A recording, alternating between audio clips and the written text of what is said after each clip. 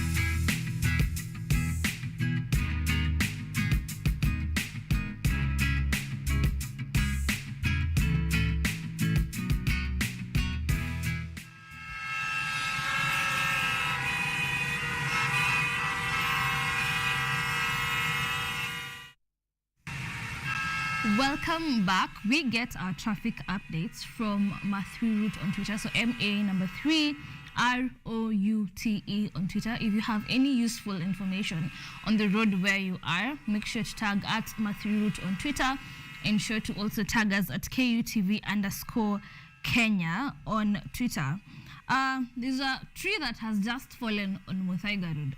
If you are on that road, how is it looking like right now? I'm sure traffic looks crazy at the moment.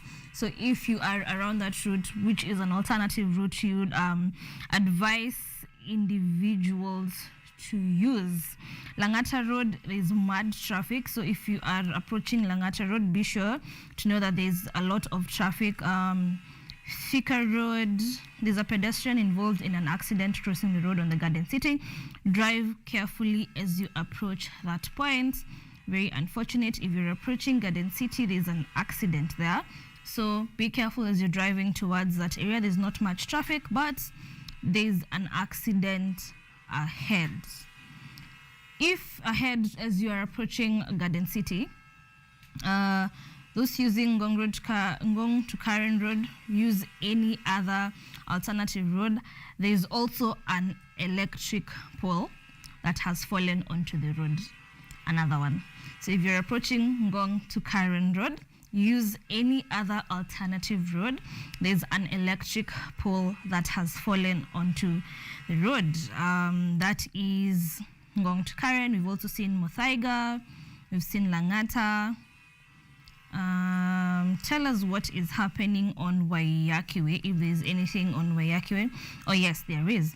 There's an accident on Red Hill Road. If you're coming from Waiyaki Road, the road is partially blocked. So if you're there, please let us know where the road is partially blocked. So if you're approaching Waiyaki Way from Red Hill, the road is blocked. Use an alternative route. Yeah. Also be careful, it's raining, so use all the lights necessary. Do not overspeed. At the end of the day, you're the only sane driver on that road. Be careful. Pole pole tu, hakuna haraka. We'll be coming back to you with our conversations later after this short break. We're looking at 6 days of activism against gender-based violence. So do not touch that dial.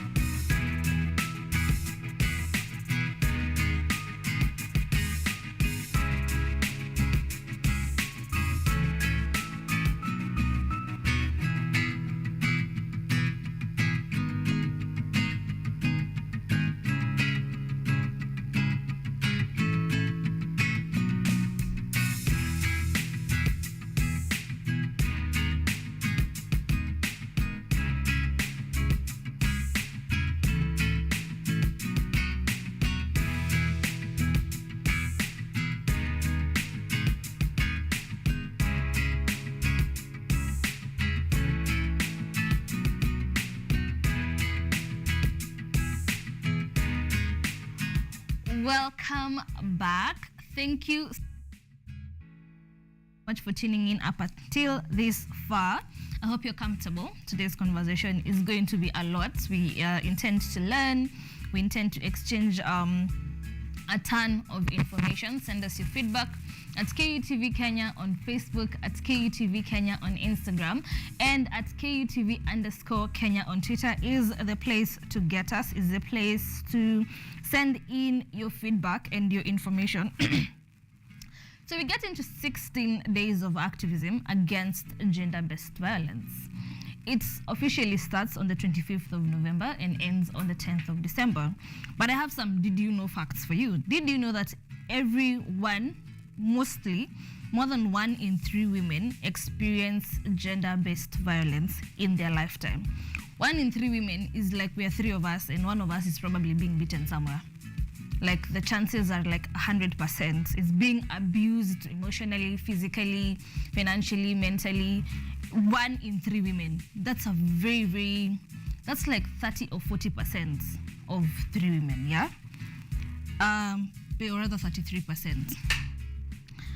1 in 5 women currently aged 20 to 24 were married before turning 18 years old.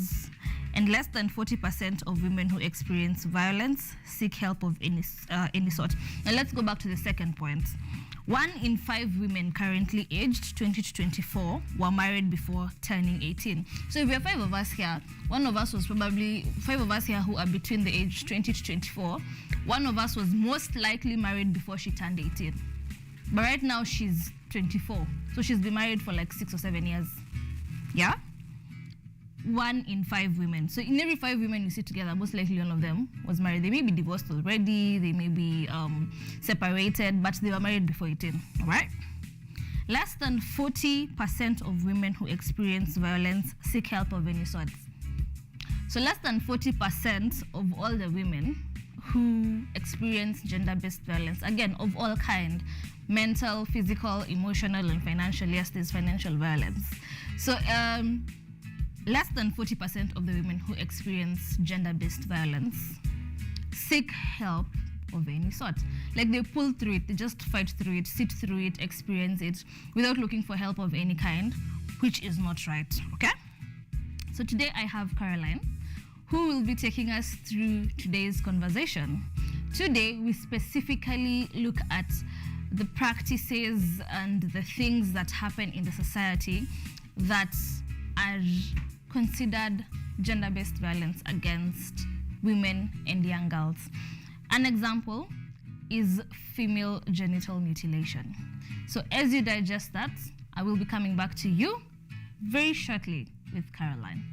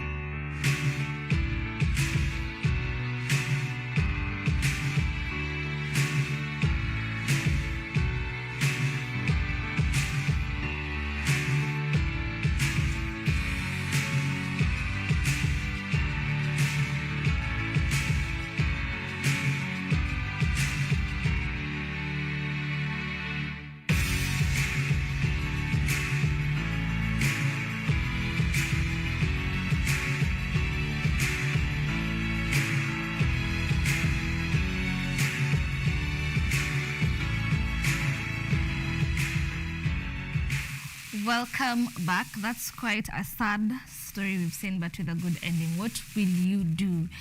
If a young girl can be traded for 12 goats, my goodness, my goodness.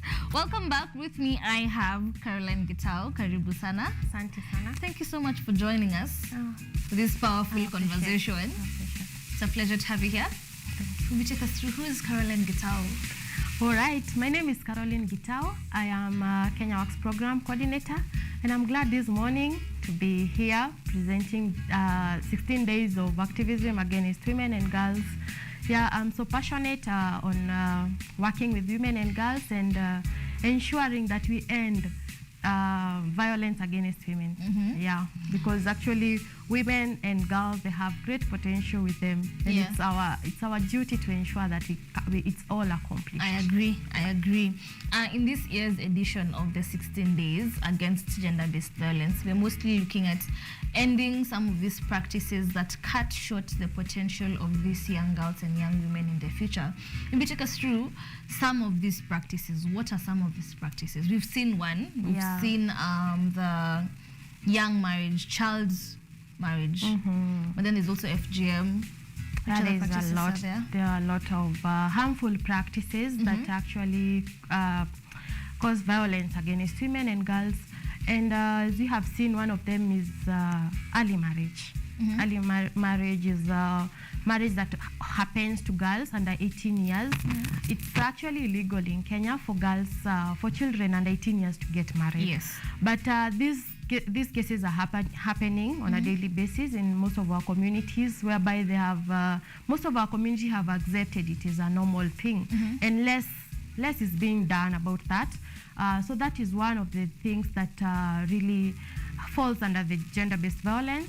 Another thing is FGM, as you had mentioned before, female genital mutilation, whereby we have cutting of female genitalia, whereby these actually, most of these practice is done because of pressure from the community, because of the cultural beliefs, which actually most of the times it brings bad effect or negative effect to the health of the girl and also the future, the education, because as we all know that most girls who go through the FGM, most of them don't end up completing the education because they are termed as women who are fully grown to be married. Yes. So that is one thing that really causes early marriages.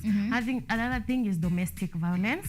Domestic violence also is one type of violence that has really being persistent in the community, whereby women go through domestic violence in their homes, and most of them don't speak about this, which we are really encouraging to speak about it, to know it's not a normal thing for a woman to go through this.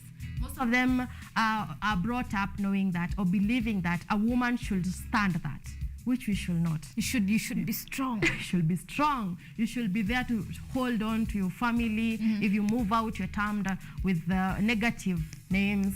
So therefore, that myth makes women, most of them, to remain in such harmful, violent environments, unfriendly environments. Exactly. Yeah, we have many other forms of violence. We have psychological. Most of the psychological violence affect women in one way or the other. Most of the time, you will find the people who have been violated psychologically, it also affects them emotionally. Yeah, you will find people going through stress. Might be in the homes, not being actually physically violated, but psychologically. It's how you're being treated. How you're being treated, how it affects your brain, your feelings. You're being mentally tortured. Exactly. So by these, actually that is another type of violence that most people don't realize it's actually a violence. And we need to speak it out so that they know, I'm going through this violence and this is how I should tackle it. There are other forms of violence, economical violence, whereby most of the time women are denied the right to go and work. Actually, even basic needs to go and work. You're told that a woman should not. You should be at home. You should be at home. Others will go to work, but for you to get that opportunity to work, then you have to do maybe some favors to your boss for you to get that employment. That is economical violence. So we have so many types of violences that we are going to tackle through these 16 days of activism with Kenya Works. We have this opportunity to move from one community to the other through sensitization forums, through such media, social media platforms to talk about it and create awareness on this violence. Let's move back a bit. You've taken us through maybe the types of violence, economical, physical, and mental. But how do you identify as an individual, I'm going through economical violence, I'm going through physical violence? Okay, physical violence is obvious. Yeah. How do you identify like emotional violence, economical violence? How do you identify it, and how do you work through it? All right. Starting with the psychological violence, you can easily identify this in yourself or people around you. First, this person is normally stressed up, withdrawn from the people around them, and most of the time it has also the repercussions of it, which you can easily tell: depression, lack of productivity in whichever area they are in, and most of the time you will find that when one is psychologically violated, they are not able to think straight. Most of the time they will think that they are the cause of the problem. You see, they will not see. They are made to understand or to believe that they are the ones who are the cause of it, not the other party. Yes. Whereas most of the time, it's normally the other party. So they will feel guilty. Gives you the guilty conscience. They're manipulated always to think that they're the ones who are always on the wrong. Exactly. Another thing with the economical violence, most of the time they're denied to get their rights, their basic needs. Going up there, they are not able to own like anything. Economically, you cannot be able to own property, number one. So you are denied the rights. Actually, most of this violence is denial of human rights. Yes. And how do these particular things affect an individual? How do you know that you need help as an individual? What are the things to look out for to realize I need help, I need to seek help, I've been going through this form of violence, I need to be out there looking for help? At what point do you realize you cannot take this anymore? Well, most of the time you will find that it doesn't come from you. You will need to be told. Most of the people are told by those ones who are around them. Because as we had mentioned before, you will find most people who are going through violence, especially women, they tend to believe it's a norm. They are living like normally, like this is how I'm supposed to live. Unless someone else from out there comes and tells you, no, this is not normal. Yeah, maybe they might speak it out with someone else, but it's a rare case finding people speaking about the violations they are going through, because first they have not identified that they're going through a certain type of violence. Unless someone else from outside comes and notes it and is able to enlighten this person who's going through the violation, then they can be able to act. And how do you act? Seeking counseling. First, when one goes through any type of violence, counseling is crucial. They need to be able to speak, to be able to heal from that type of violence they are going through. So healing needs counseling. They need to be taken out of that environment where they are going through the violation, and they need to be reaffirmed their rights.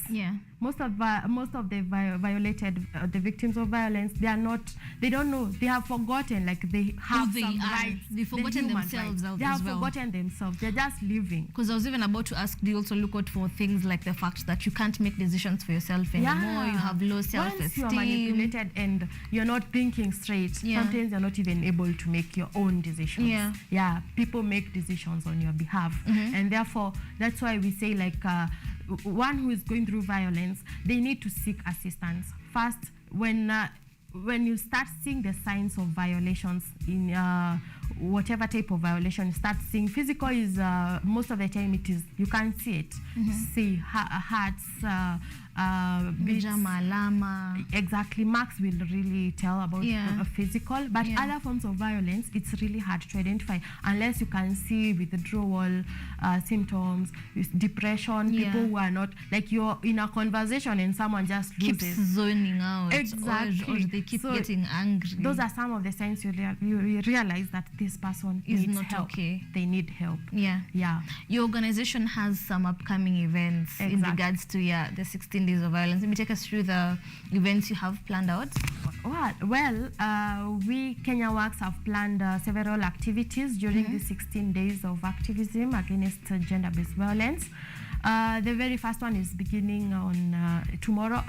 So we are launching it tomorrow, so that on 25th it continues. We have human rights training in Wasi, Kisumu. So it will be happening on 24th and 25th. So we are launching it tomorrow, but it will continue still on 25th, whereby we'll be talking about human rights, sensitizing people on the crucial human rights. We're also going to talk about children rights, legal actions against people who are actually perpetrators of the violences. Yeah, we're also going to speak about how to make sure that you are parenting right. Yeah, so it's all about positive impacts to the communities. This is something that we've been doing on a yearly basis. Annually. Take us through the annual basis, the things you've been doing every single day. What activities are these you do for women? All right. So apart from the forums that I just mentioned, we have a rescue center whereby we do rescue of girls who go through FGM and early marriages. It's called Miale ya Tumaini in Ongatarongai, Kajiado County. So after the sensitization forums, people, they are free to talk to us. They are free to reach out to us. We have chiefs, we have village elders who we contact them to know what's happening on the ground after we leave. So we keep that connection even after we have left. So it's easy for us to know that there is a girl who is at risk of getting married, and immediately we can go and rescue that girl. And in case it has happened, because these things are not things which are put on the light. She's going to be married tomorrow. No, it's done mostly at night. She can actually be sent to the shop or go graze, and then she's just stolen. Kind of. She's stolen and taken away. You see, no consent is there. Actually, a child below 18 cannot consent to anything. It happens even now in some communities who still believe in early marriages. You're sent to fetch water by the river, and then you're fetched together with your water. Imagine. Then you actually go and you find yourself in a house of this huge big man, old man, who is not actually a man of your choice. And because the video we've just watched said that young girl was supposed to be married by a 33-year-old man. You can imagine. Actually, for that case, I can't say it is a better off, because there are some, I can't say it's a better off case, but there are others who are married by even older men than this one.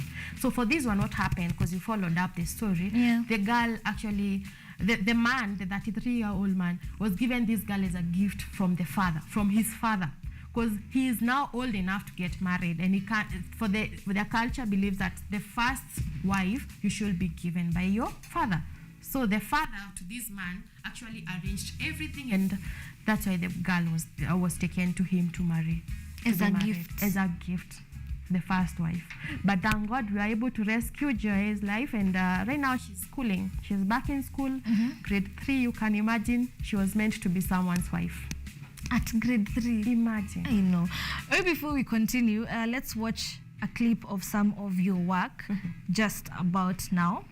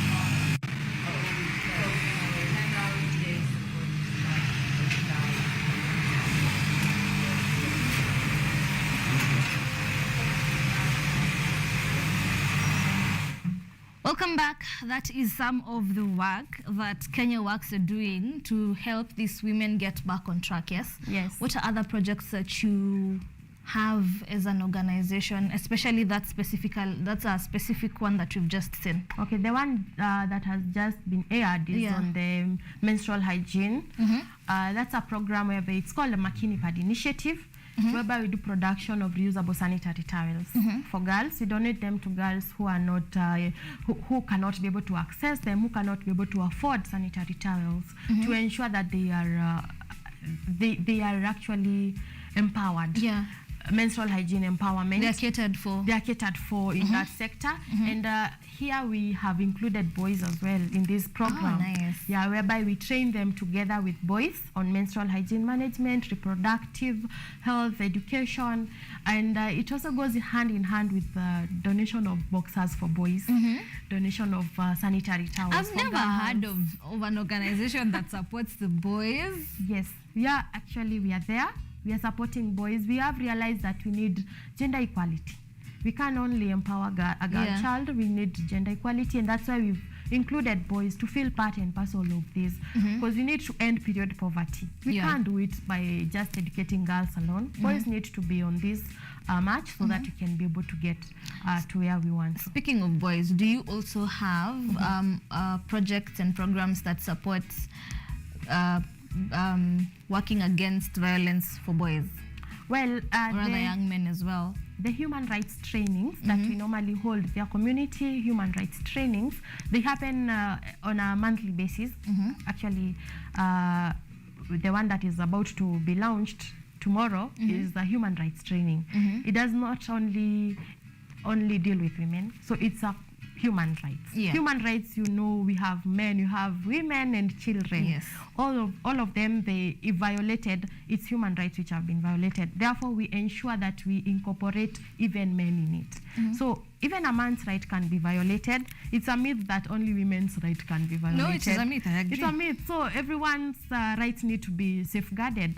Yeah, we also have education works. Education works is whereby we do sponsorship, and also we have feeding programs. We all incorporate both boys and girls in those programs. Shelter works as well. It's mainly for girls, but if at all you have a man who is being violated, we can accommodate them. But you know, we have realized men don't speak out. Yeah, men don't speak out. Yes, they are being violated, but they will rather keep quiet about it because they'll be termed as weak. And they have been brought up knowing that they are strong, and they should not speak about such violations happening to them. So speaking on the menstrual hygiene, it's actually a program that involves distribution and donation of sanitary towels. Kenya Works itself manages to donate like on a yearly basis. This year we had a target of 27,500 girls in marginalized areas, vulnerable girls who cannot be able to access a pad. So they are donated to these pads. So those ones are actually who we have already identified in the program. However, we have a really huge production unit for these sanitary towels, whereby we do partnership with other organizations and individuals. They do come to organization and request for production of more pads. So we sell them to them so that they can go donate them to girls. This pad takes a girl for more than a year. Yeah, it takes a girl for more than 12 months. So you can imagine, okay, the training that we give them is on how to manage this product, how to maintain it, how to ensure that they are actually practicing proper hygiene. Exactly, that is key, because with a reusable pad, we need to check on the hygiene part.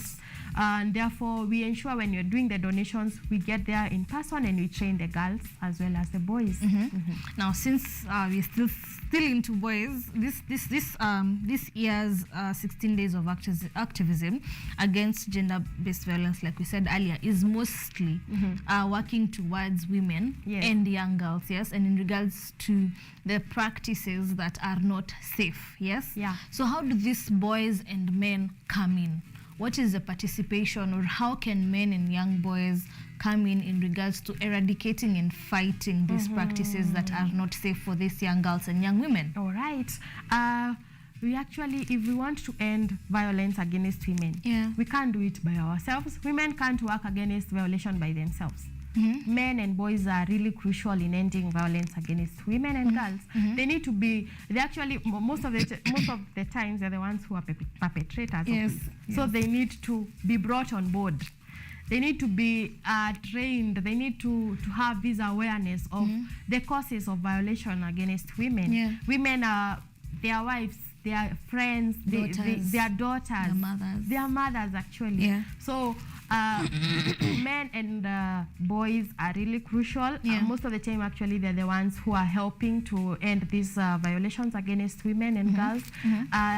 We have been told in the community where FGM is practiced that girls actually take them. They take them. So most of the times, girls are the ones who take themselves for this harmful practice. Why? How? Men, you know, before we thought men are the ones who are perpetrating this, but it has happened that it's girls. So what we do, we bring boys on board and men, young men, to try and tell these girls, we will accept you the way you are. You don't have to go through Is it that the way they grew up, they were told that this is what makes you a woman? Yeah. Or is it, I don't understand. You know, it's a myth and a belief that if a girl, most communities believe that if a girl doesn't go through the cut, they are not complete women. There's a term that they are given, which is really demoralizing according to them, because they will be termed as uncircumcised girl, and when you're termed as uncircumcised, you're actually an outcast. An outcast. You're not associated with other women in the society. So they will actually prefer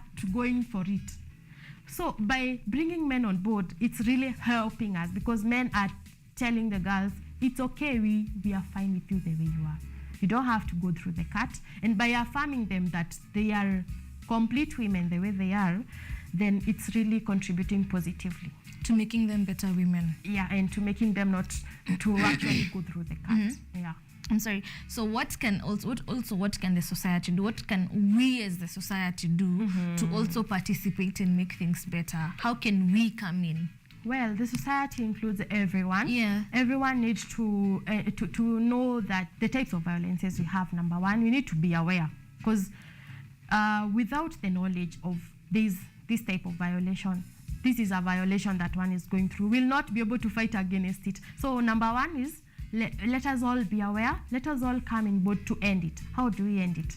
When you see one being violated, speak out. Let them encourage them to speak out and seek assistance. And also speak out to them on their behalf. Speak on their behalf. Some of them, they are not even as they get the courage. They don't have the courage. Yeah.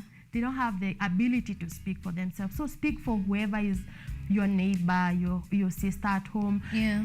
Men who are okay, I know violation it can be both towards ways. Men or towards men. Yeah. Men who are violating women in the society, let us stop it. Women who are violating women, let us stop it. Yes. Yeah, men who are actually being encouraged to marry young girls, let us stop it. Let us give girls the chance to exploit their potential. Yeah. Yeah, to get the education. Let us not take away the child in a girl. Yeah. Let them be children. Let them grow the right way. Let them grow right. So we have this coalition or collaboration that we say girls should not be brides. So yeah, we are part of that coalition, and we are there advocating and campaigning that girls should not be brides. Yeah. Yes. Maybe take us through once again. And you had mentioned some of the activities that will be having between the 25th and the 10th of December. You can take us through now as Kenya Works, what activities you have set in place now during the 16 days of the 16 days of activism against gender-based violence, the activities you have put in place in order to support the cause that is now the 16 days of activism. Well, during these 16 days of activism, it has coincided with the school holidays. And this is the high season of the cat. The FGM is taking place during these 2 months. It will be really high. Messy. Yes, because the cultures communities who practice FGM, this is now their time. And therefore, Kenya Works, we have actually put more effort in training on FGM and forming groups in the villages to try and track girls who might be at risk of going through FGM, so that rescue mission can take place. So we are in Kuria and Magadi in Kajiado County, whereby we are doing these forums, sensitization forums, creating centers where we can accommodate some of these girls who might be at risk. So that is one activity we are doing, encouraging girls not to go through the cut. And we also have a rescue center whereby we can take them during this period. There are some who really are not willing to go through it. Therefore, being out there, they can be coerced to go through it. So we have a shelter where we'll take them for safety, and training is also going on within the village elders, the key decision makers in these communities. We are trying to urge them to shun from these practices. Yeah, so that is another thing that we are doing. We are doing social media posts. We are actually going to stations and speaking about the violations, trying to ensure that it reaches as many people as possible. Yeah, so those are some of the things we are doing. We're going to have walks. We're going to walk, speaking about the violations, creating awareness. So most of the things we're doing is creation of awareness against the gender-based violence. Yes. So the individuals that would want to join Kenya Works and want to join the cause, how would they join you? How would they find you? The requirements? Well, actually, we have a really easy way to join and contribute to ending violence through Kenya Works. You can visit our website, kenyaworks.org, whereby you will find a page where it's asking you or requesting any individual willing to join in this campaign. You'll be able to read what you are doing, and maybe you can join us in ending this violence and join into this campaign. Yes. Yeah, we are also located in Ongacharungai, whereby in an organization called Vicodec. That's where we are situated in. It's in Kajiado County. You can come in and join the works we have, the training, be a participant in these forums. Make sure you come out of it with something. We have counselors, we have lawyers, we have legal aid or legal makers who will be part of these forums, training and ensuring that we have delivered. People really have the awareness, have the information, because lack of information is one thing that really makes people to go through violence. Yes, yeah. Where can we get you on social media? Well, on social media, Facebook, Kenya Works, Twitter as well, Kenya Works, and then we have Instagram, Kenya Works, and also visit our website to learn more about Kenya Works and how you can join in to help in doing the work that you're doing. All right. Thank you so much for joining us. You're welcome. We've come to the end of this particular conversation. Thank you for your knowledge as well. Yeah.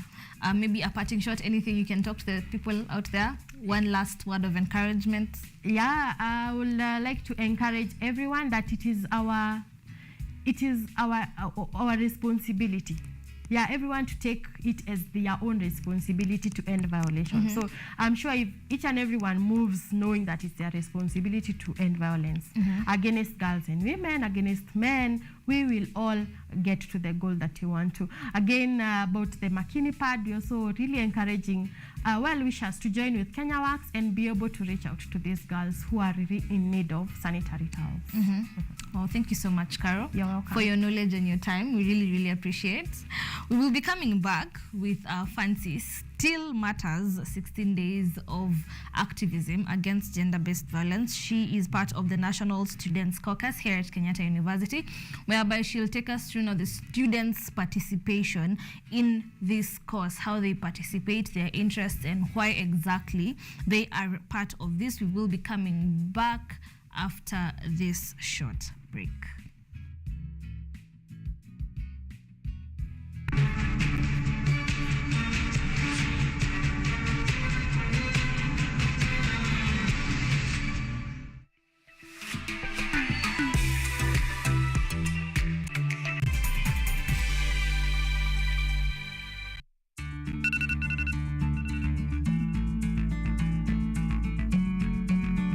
Why are you taking medicine? Are you okay? Yes, I am. The tablet is for HIV prevention. Pre-exposure prophylaxis, PrEP, refers to antiretroviral drugs taken daily by HIV-negative people who are at ongoing risk of HIV infection to reduce their chances of becoming infected. If used consistently, PrEP can reduce the risk of HIV infection by over 90%. However, because it does not protect against unplanned pregnancy, it should always be used with a family planning method. To get PrEP and any other HIV prevention method, visit a healthcare provider. To talk to someone on PrEP, uliza NASCOP at 0800 724 848 or use direct line 0726 460 000 or 1190. This message is brought to you by the National Syndemic Disease Control Council.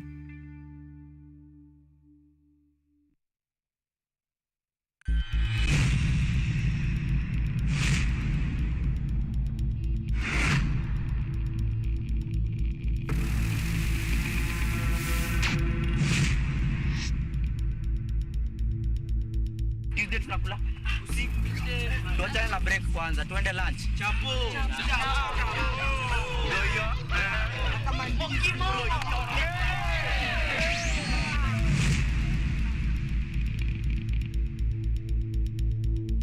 Rasha piga shada kuna giza zikinai tujinai siweke story kata maji pia shada liko nasio nikosa msupo si stress kama rende kisha basi nipe najua ni nini.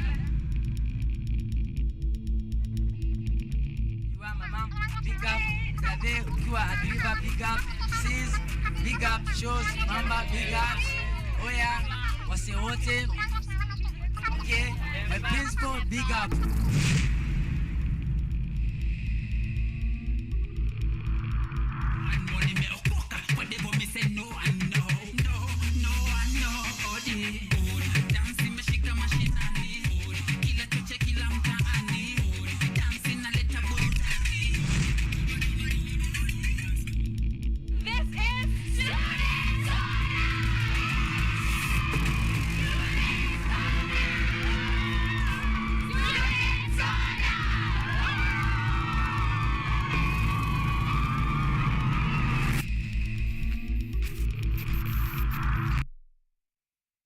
Hi everyone, my name is Magdalene Wanjogo and I'm the Executive Director at Nairobits Trust. Nairobits is a non-profit organization that is based in Nairobi, Kenya, and our work is around using technology to improve the lives of young people from urban informal settlements. So our role was to create safe spaces or girls-only centers and also sensitize the community on the need to have young women pursue, courses in tech or STEM. Vera Beauty and Fashion College is focused on being the leading technical and vocational training institute in the region.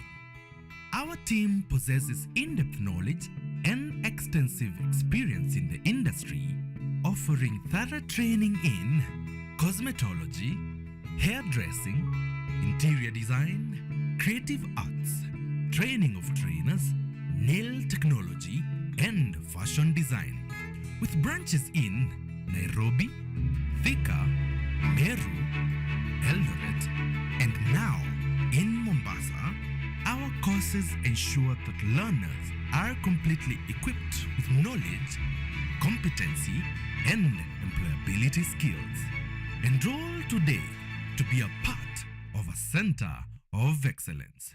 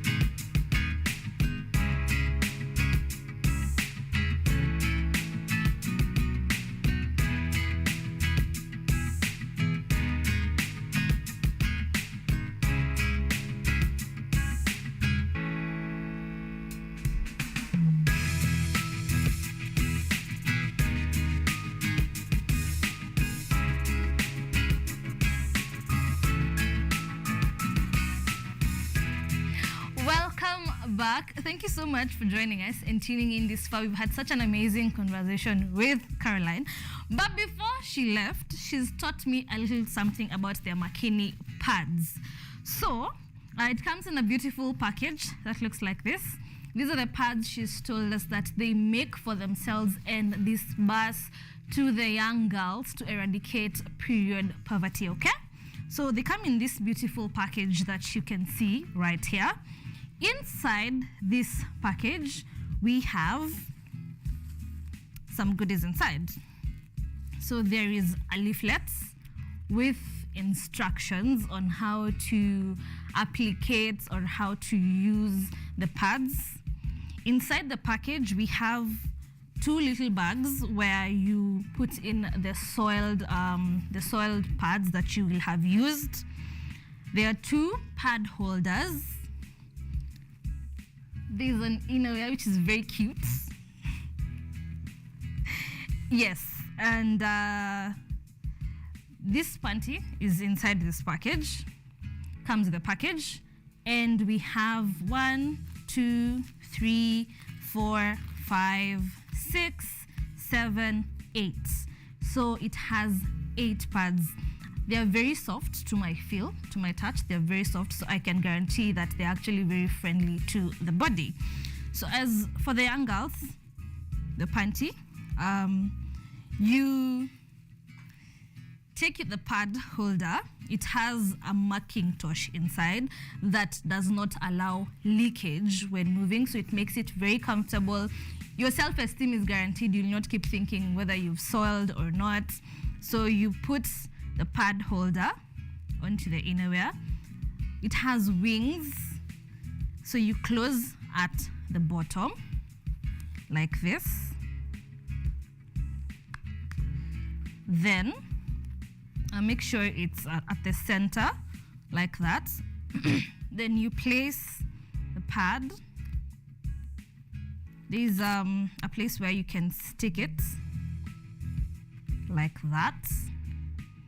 And there you go. Easy. And that's how we've just eradicated period poverty, just like that. Just like that. So this is the pads that are being created by Kenya Works. They are called Makini pads. They enable students to stay in school. They eradicate period poverty. So if you're out there and you would like to support, please reach out to Kenya Works. And specifically say umetumwa na Caroline. Alikuwa amekuja KUTV. So ensure you support this cause to end period poverty, whereby young girls are being married young girls are going through things they're not supposed to be going through. And some of the reasons why they're going through them is because they cannot afford basic needs like proper sanitation, proper sanitary towels. So support the cause. This is from Kenya Works. Thank you so much. I hope you have learned. I'm really excited. I'm a good student. This is what the package looks like. So please, if you're out there, follow them across all social media platforms at KUTV Kenya on Facebook, at KUTV Kenya on Instagram, at KUTV_Kenya on Twitter. If you have any inquiries on how exactly you'd like to support, you can send in finances. You can send in all form of help, yes, to support Kenya Works to end period poverty. Thank you so much. I will be coming back with Fancy, who will be taking us through the participation of the National Caucus here at Kenyatta University and what it is exactly they are doing for the hashtag 16 Days of Activism Against Gender-Based Violence. Do not touch the dial. I'll be coming back to you shortly.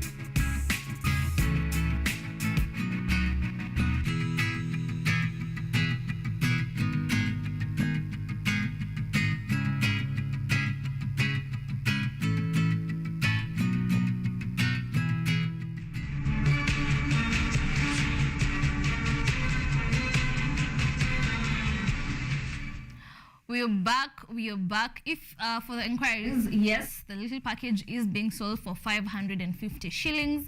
So if you'd like to support like 10 girls, that's what, 5,500. You can reach out to Kenya Works Support. You can send whatever it is you have, whatever help it is you can offer.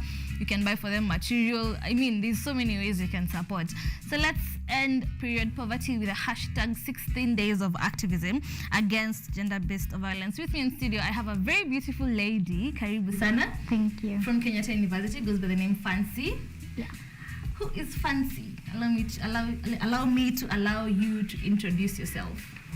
So Fancy Chepkoech is a second-year student at the Kenyatta University, and also a convener of National Student Caucus, the head of KU chapter, and I'm a daughter, a sister, an aunt. Yeah, that's basically me. Who you are. Yeah. What is the National Students Caucus? Okay, National Student Caucus is a forum or an organization that brings together students from different universities across the country, and to bring them together to work against human rights. It's a forum that basically brings people together so that they have different works in these different groups, and each group has been assigned with a different role. There is the Women's League, which right now I'm here representing it. There is obviously the Men's League. Yeah. There is the Student Charter, the publications team. Yeah. Yeah. So what is the role of the Nairobi Students Caucus now in the 16 days of activism against gender-based violence? This year, we have a theme that we unite all so that we can come together, activism to stop against the violence against girls and women. That is the whole theme for the UN nations against the 16 days of activism. So we are joining this theme as the National Student Caucus to bring together and fight against the violence against women and girls. Yeah. Why specifically the interest? Why do you have interest in the matter this particular time? Yeah. The interest is we've seen students going through sexual harassment, assault in schools. So as a forum that deals majorly with the students, we come so that we can speak out and give out that information that girls out there are being harassed, violated. Not only girls, there's obviously the men. We join this theme so that we can sensitize people about the 16 days of activism, because we know that part of us are turning into drugs, suicide, because of these forms of violence. Yeah. You've mentioned that the students you've mentioned that the students also go through sexual harassment, and we are all aware that especially in campus a lot of students go through sexually based violence for marks, for attendance and all that. But how exactly do you intend to help them out? What is the kind of support you intend to give to these young girls? Sorry. First of all, we like to inform them about various forms of violence, because many people don't know actually they are going through violence unless somebody else helps them to identify these forms of violence. They might not know that they are going through it. Through lecturers, maybe their fellow colleagues, classmates, or even their people, even their own parents. So we identify them, these forms of violence, help them to identify, and then by identify we reduce the facts of violence in these communities, and then eradicate it eventually. We help them to first identify, because by identification is where we help them to reduce and maybe manage and come out of these forms of violence. Yeah. So what are the activities you have planned out as the caucus team? The plans the activities you have planned out now for the 16 days. Given that we are working with the student community, Yeah. remember this is a period of exams in most universities. Yeah. This is a period of exams. So the major activity will be on 25th. That is the first day of the 16 days of activism. It will be here at Kenyatta University. So we are planning a march. We're partnering with various organizations. There is the KUGAM, and there is the Campus Me Too, the Winnie Atieno Foundation. So we are partnering with those organizations. We actually had Campus Me Too here about a month ago. Yeah. So we are partnering with those organizations so that we can together come up with a march. A march that will begin from Directorate Complex. If you've ever been to Kenyatta University, you'll know it. It's just a 5-minute walk from the main gate to BSSC, where we'll have a conference afterwards, a talk about what is this violence, forms of violences, how can you reduce it, how can we eradicate it. Afterwards, we can have refreshments. Obviously, students who need to be refreshed. Yeah. This particular edition, like we had with the previous conversation, we've realized that UN's aim this year is to eradicate GBV mostly against women and young girls. But how do the men in the caucus team, how are they coming in? What are the responsibilities they've been given? How are the men in the caucus team participating? I wouldn't say this year only it is about women and girls. This is a global theme. Yes. So the United Nations have come with a global theme where it is specific to women and girls. But the theme is sidelining men. Yeah. They don't identify that men go through this. So in our caucus team, we are trying to bring forward that also men out there are going through it. Yeah. Because you've heard of cases where male students, because of a lecturer who's having an interest to maybe the girlfriend of that guy, is having incidences of missing marks because this lecturer saw that you are a liability to him. Yeah. So this guy will go to missing marks, and you know how stressful missing marks are. Yes. Yeah. So we bring both women and girls and men to the forum. Yeah. You also have an upcoming walk. Yeah. Take us through that. Why do you have an upcoming walk? What is the objective of the walk and when it is? It is on 25th November. Which is on Friday. This Friday, actually. It is within Kenyatta University. It will be from Directorate Complex. As I said, it's a march or a walk. You can, So we'll walk all through. The theme will be to sensitize people, to inform people that this is what is going on. It is a global issue, to bring people together so that we can campaign against violence. Yeah. So that's also the objective of the day. Yeah. And then, because as I said, we are working with the student groups countrywide, so we may not able to meet daily because of exams and everything. Yeah. So afterwards, after 25th, that is the major event, we'll meet, and then the other days we'll be having social media reach out to people so that you can talk to them about what is the way forward after the walk. Yeah. Moving forward, how do people participate? How do students who are interested in participating in the activities come through?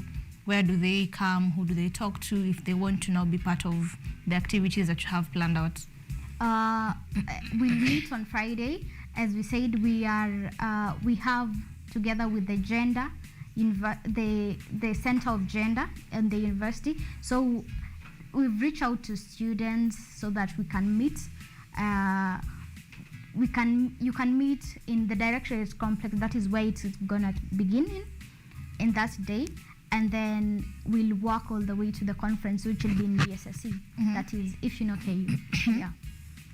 Throughout the year, I'm sure you have activities that you do, yeah, on other days. So throughout the year, what activities do you also perform as now the National Caucus? What do you do as a society, as a community to support? So gender-based violence is not our only issue. Yes. There is the issue of human rights advocacy. We've been in other forums, joining together with other groups so that we can fight. We as the caucus team, we reach out so that we can ensure that the civic spaces that have been shrinked worldwide can be widened for students and these young leaders, upcoming leaders.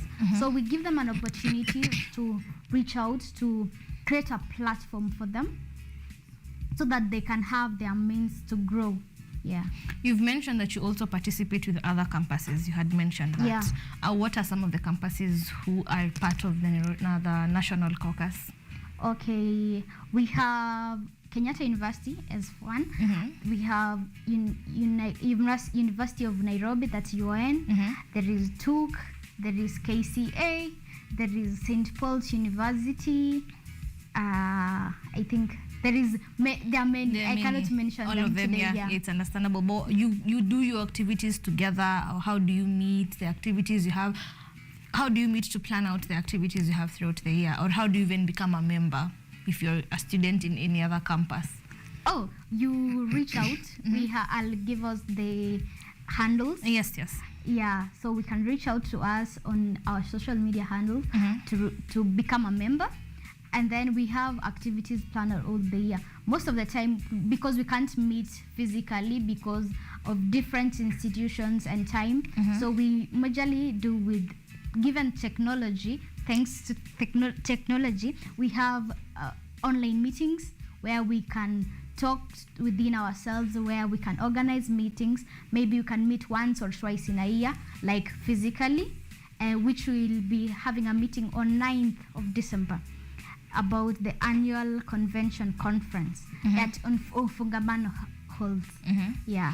What is the long-term goal? What is the long-term vision for the National Caucus? The long-term vision. The long-term vision of the National Caucus is to ensure that the youth out there know and can participate in various functions. They have an area of interest. If it is civic rights, if it is human rights activism, yeah. Wow, thank you. So maybe share with us where we can get you on social media, the phone number we can call, maybe if you want to participate or join or do something with the cause that is the National Caucus. Okay, one of the social media handles you can reach through email, caucus300@gmail.com. Then you can reach out to Twitter. We have a Twitter handle, caucus_national. Yeah, those are the social media we have at the time being. Yeah. A phone number, maybe? Phone number, I'll give mine at the moment. Yeah. So 0700068624 or 0700183553. Take us through the numbers again. Yes. First, 0700068624 or 0700183553. Yeah. Do you have success stories as a team, like people you've helped, people you've supported, and they come back to you and say thank you? Yeah. Share with us some of the stories, please. You've heard of Maxwell Magawi. That is our executive director. So he's one person that is very passionate about this, and through the participation on this caucus team, it has helped him to reach out to people. Yeah. It has helped him even in his career. Yeah. So through him, we can all have a charter. We can all talk together and say, this has helped me so far. Yeah.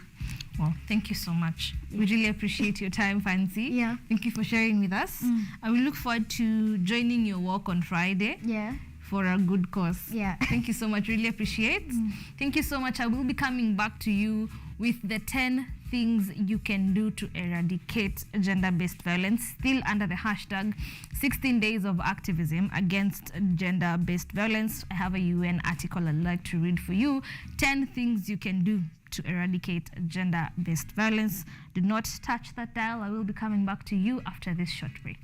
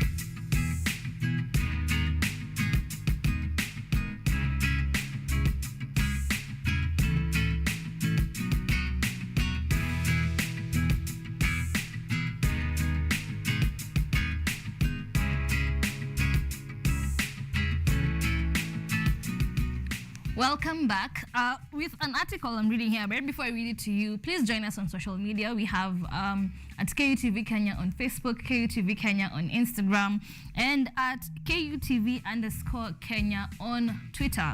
There are 10 things you can do to eradicate gender-based violence against women and young girls. Let's not forget the men, even against the men. So, like I said earlier, it starts on the 25th of November, which is this Friday, all the way to the 10th of December. So those are the 16 days that we do our best to eradicate gender-based violence against everyone, against humanity rather. Number 1, speak up and speak out. If you're slapped, if you're going through emotional violence, if you're going through economic violence, speak up and speak out.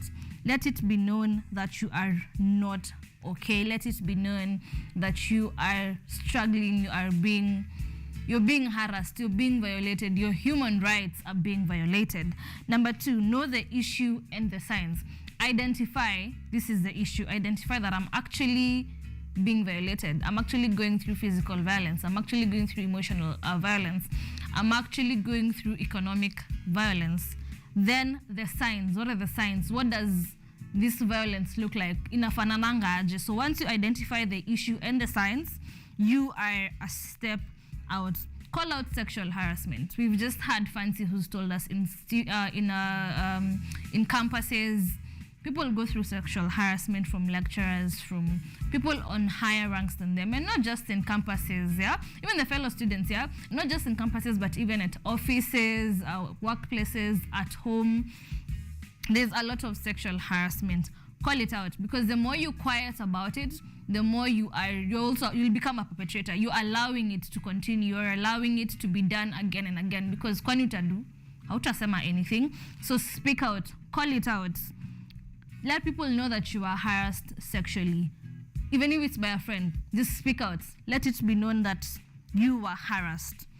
Challenge the beliefs on masculinity. Challenge the beliefs on masculinity. I'll throw this back to the first conversation we had with Carol, whereby most societies and communities believe that the men are a bit powerful, and a 33-year-old man can marry a 12-year-old girl because he's a man. He can be gifted a 12-year-old girl just because he's a man. like a young girl can be gift, like a gift, like you say you're given a birthday gift, yeah, like that.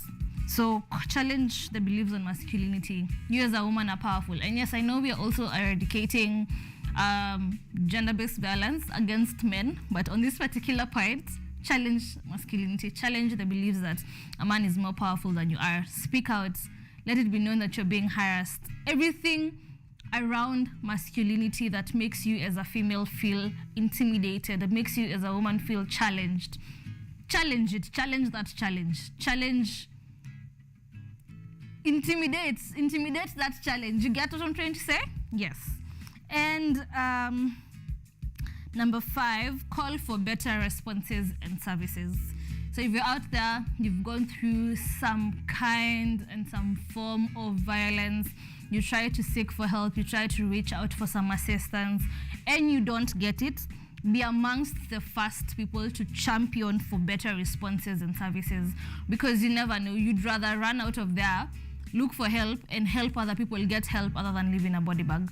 So challenge and call for better responses and services that enable you and other people going through the same thing to come out alive, to be able to fight gender-based violence, to be able to go against it.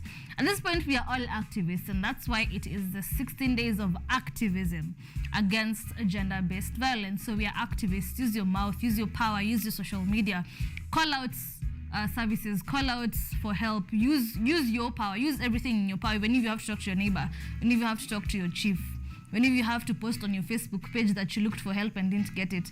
Use everything in your power to call out for better services and better responses. I will be coming back after this short break with my next guest. Do not touch that dial.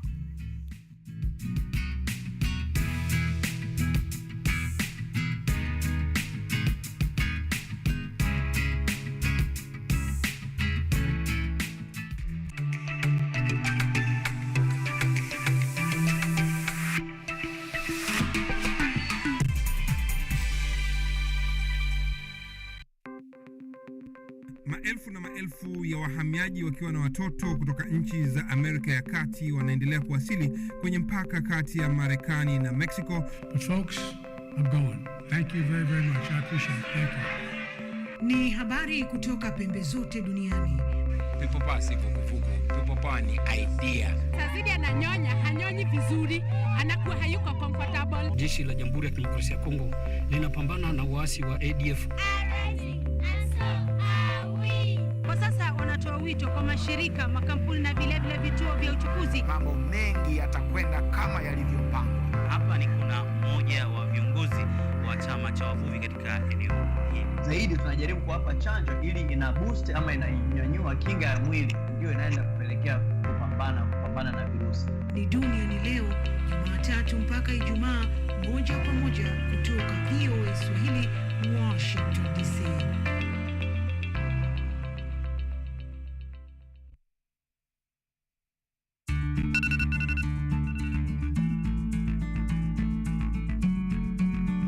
Why are you taking medicine? Are you okay? Yes, I am. The tablet is for HIV prevention. Pre-exposure prophylaxis, PrEP, refers to antiretroviral drugs taken daily by HIV-negative people who are at ongoing risk of HIV infection to reduce their chances of becoming infected. If used consistently, PrEP can reduce the risk of HIV infection by over 90%. However, because it does not protect against unplanned pregnancy, it should always be used with a family planning method. To get PrEP and any other HIV prevention method, visit a healthcare provider. To talk to someone on PrEP, uliza NASCOP at 0800 724 848 or use direct line 0726 460 000 or 1190. This message is brought to you by the National Syndemic Disease Control Council. Hi everyone, my name is Magdalene Wanjogo and I'm the Executive Director at Nairobi Trust. Nairobi is a non-profit organization that is based in Nairobi, Kenya, and our work is around using technology to improve the lives of young people from urban informal settlements. So our role was to create safe spaces or girls-only centers, and also sensitize the community on the need to have young women pursue, courses in tech or STEM. Vera Beauty and Fashion College is focused on being the leading technical and vocational training institute in the region.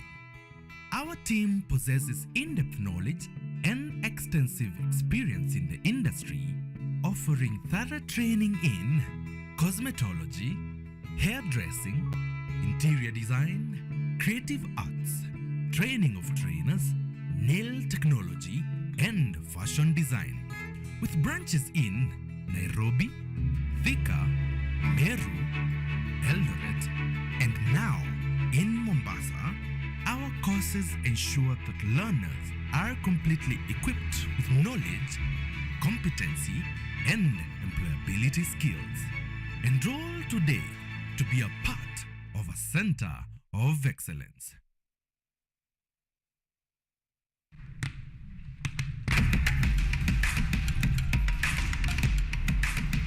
Access to knowledge.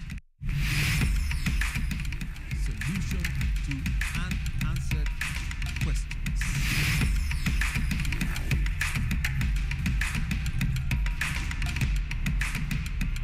Guidelines to pursuing your rights and repossessing your property, intellectual or material. This and more only on Law Matters.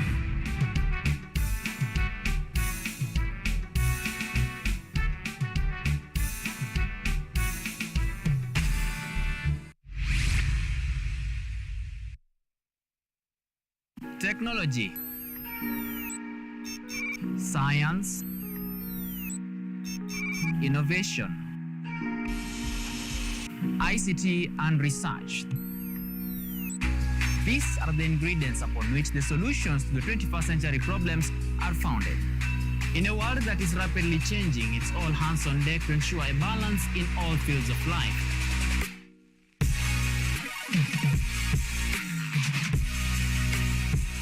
Women, young and old, are also in the front line, breaking the glass ceiling, becoming thought leaders in the larger tech space. Not forgetting other societies marginalized. And when the tech Avengers come together, we inch closer to a much safer, efficient, and sustainable world. What we view as a norm in today's advanced world was just an idea, and for nostalgic reasons, we trace back to the iconic days to bring you the retro tech. On Tech Innovation Show, we encapsulate all the pillars of the fourth industrial revolution, decoded in a language, all for one for all. Make a date with me, Samson Jura, every Monday at 8:30 as we push the mantra, keep learning something new each and every day. Only on KUTV, a new experience.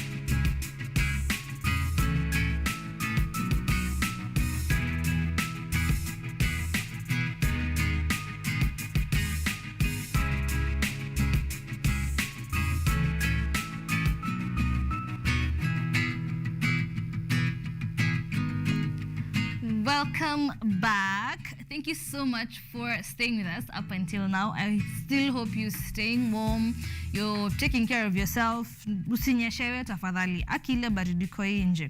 I have some feedback. We have Francis Matheka following. God bless you for good work. Thank you.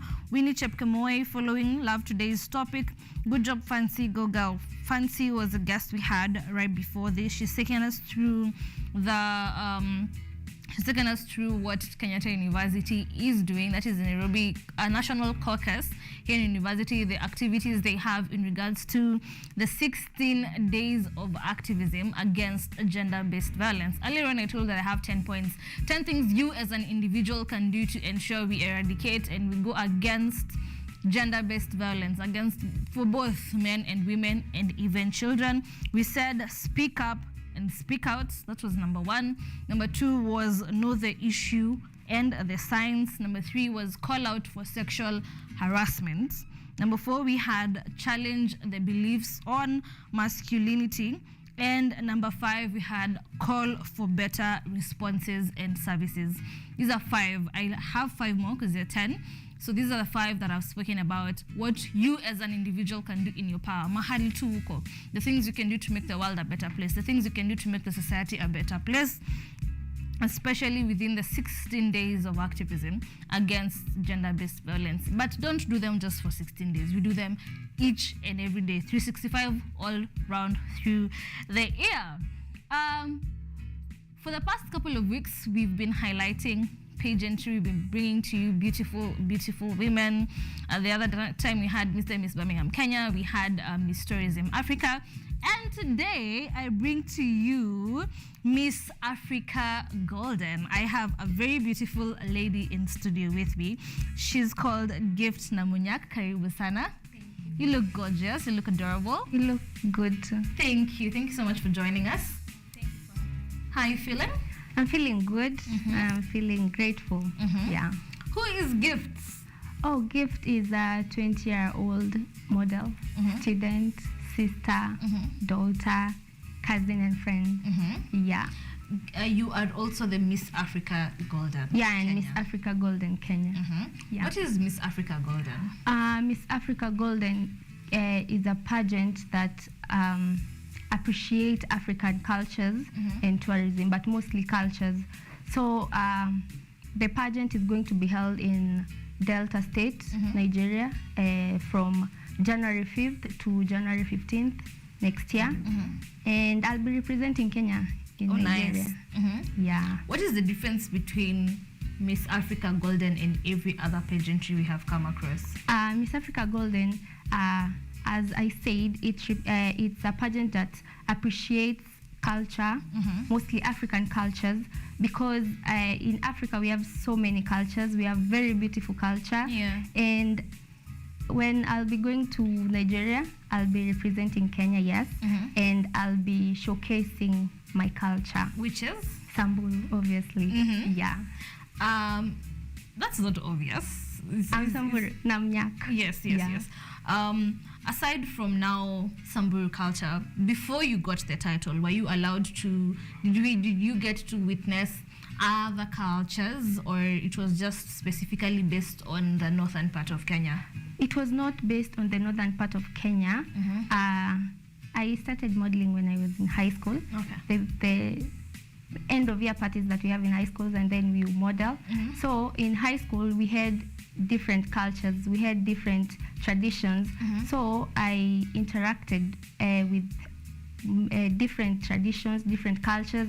So it's not only the northern part, but when I'll be going to Nigeria, you'll be representing the northern part of Kenya. Yeah. What is the aim behind Miss Africa Golden? What is their aim? What is the objective? Oh, the objective is to teach people the African culture. It is to enlighten them on the tourism sectors in Africa. It is to show the world what Africa has to offer and what each tradition is all about. Yeah. I was made to understand that Miss Africa Golden has a national director. It's an international pageant. Yeah, it is. So before you told us you've also participated in a different pageant that you won. Yeah. Does it also have a national director? That one is a local pageant. A local pageant. Yeah. I'm asking because now I would like you to give us the difference, given that you have both experiences, with one with a national director, and one with just a local director. Yeah. No, an international director and one with a local director. What is the difference? The difference is the local directors, it is not, you don't have to do much work, because all you have to do is look for models, train them, look for judges, organize the pageant. And international pageant, the national director has to, tell you what you're going to, like for my sash, my national director had to tell me your sash has to have these golden stripes. You made for yourself the sash? Yeah. Oh, okay. Has to have this golden sash and these golden stripes. You have to have a certain, you have to portray yourself in this way, you have to speak this way. So the national director also helps you get funds and give you a bigger space to express yourself. Yeah. Generally, what is your view on Kenyan beauty pageants? Generally, Kenyan beauty pageant. From what I have experienced, Kenya has very talented models. Yeah. Very, very talented models. Many have gone to international pageants, and I think they're doing a great job. Kenyan pageant is growing, and yeah, that's good to witness. Yeah. What are the expectations we should have from Miss African Golden? Miss African Golden or Miss African Golden Kenya? You can give us both. You can give us Miss Africa Golden Kenya and Miss Africa Golden. Is it Africa? Generally, Miss African Golden. So for Miss African Golden Kenya, I expect to come back with a crown. And for Miss Africa Golden, I expect to have the best experience, to meet a lot of people, to have friendship, to have connections with people, to have a great experience, and to create memories with my pageant sisters. Yeah. Miss Africa Golden, generally? Miss Africa Golden, the expectation I have for Miss Africa Golden is to, give me a bigger platform to express myself, give me a bigger platform to reach to so many pageant girls, to reach out to many young children, because one of the movement of Miss Africa Golden is child protection. So Miss Africa Golden, I expected to give me a bigger platform to reach children. Yeah. Now that's your expectation as gift. But what should we as the audience expect to see from Miss Africa Golden, the difference it's going to make in the pageantry industry? In the pageant industry. So Miss Africa Golden is going to be a glamorous event. I said it's going to be held in Delta Estate, Nigeria. And it is going to showcase a lot of cultural things. It's going to have a lot of African countries. 30 countries will be participating in the pageant. So you'll see a lot of cultures. That I guess so many people have not witnessed. Yeah. It's going to be a good event. Yeah. You as an individual, you now as a representative for Miss Africa Golden Kenya, I'm sure that all models normally have something called a pet project, and you've said that Miss Africa Golden strives to protect children. What in particular are you going to do in regards to children protection? My pet project will be book drives. I hope to start a book drive which will be giving children in lower classes exercise books, and maybe exercise books. It will be book drive, and that will be my pet project. That's how you intend to support and protect children with Miss Africa Golden. Interested models, how would they join? How do you become a part of Miss Africa Golden? You're going to be chosen because they don't have like an event in Kenya. Oh, really? Yeah. So you're going to be chosen. We have national directors in Kenya for Miss African Golden. So last year they had an event to choose the model, but the model was not able to go to the finals. But So like it's a kawaida pageantry whereby there's the main event, there's the semi-finals and the finals, like how we see it with the likes of Miss World or Yeah. Okay. Yeah. So the model last year was not able to go to the finals, but I guess I'll be going. Yeah, I'll be going. And any model from, let's say, Miss African Golden 2023 will be chosen by the national director or the Queen Mother for Miss African Golden. Yeah. So she just picks out anyone, or you go through an entire competition? You'll go through an entire competition. Let's say you're 5 models interested. You'll send your application. You'll send some videos, introduction, introducing yourself, and then they'll make a decision. Yeah. Oh, interesting. So where do interested models start? How do they shoot their shot? Where do they shoot it to? So when Miss Africa Golden 2023 is done, we'll start looking for Miss Africa Golden Kenya to prepare them earlier. So we'll communicate about that. You on social media? Yeah. What are your social media platforms? Miss Africa Golden Kenya. Miss Africa Golden Kenya. Yeah. All right. What are the benefits of being part of Miss Africa Golden? The benefits are you're going to experience a different pageant, a different kind of pageant. You're going to have a lot of experience. You're going to meet a lot of people. You're going to have a lot of connections. And I guess that's the main thing. You're going to make a lot of friends. You're going to, have a memory that will last a lifetime. Yeah. Let me throw it back, Kidogo. To the individuals that could be interested in joining, what are the qualifications they need to be able to join? Like, what took you there? What were the qualifications that enabled you to get the title? The height, the size, brains, all that. For Miss Africa Golden, I don't think the height is much considered, and the weight and your body measurements, but you should not be married or have any kids. You should not be above 28 years old. From 18 to 28. Yeah. That's really? Yeah. So long as you're not married and you don't have kids, you can qualify. Yeah. The size, your height, your weight doesn't matter. So they take in including plus size models. Yeah. Oh, so it's open but so far I've not seen any plus size models applying. But it does not have any weight or height requirements. Yeah. Oh, okay, that's interesting. You as an individual, what are your future plans and future goals as a model?